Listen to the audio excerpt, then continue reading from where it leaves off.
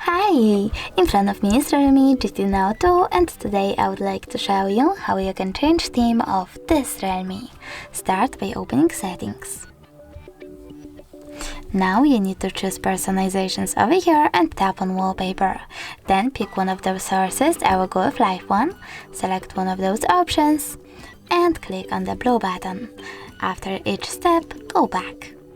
Now tap on Always on Display, pick one of those animations, adjust it however you wish to and tap on Apply. Then you can click on Icon Styles, pick one of those or choose Custom and adjust them however you wish to. Now tap on App Layout, pick number of columns and rows. Then choose Fingerprint Animation from here. Tap on Colors and pick one of those color themes or single colors. Lastly, click on Apply, I will go with warm ones. Then choose Font and Display Size, pick one of those font styles by clicking on the chosen one and choose Font Weight, Size and even Display Size. When you're ready, choose Apply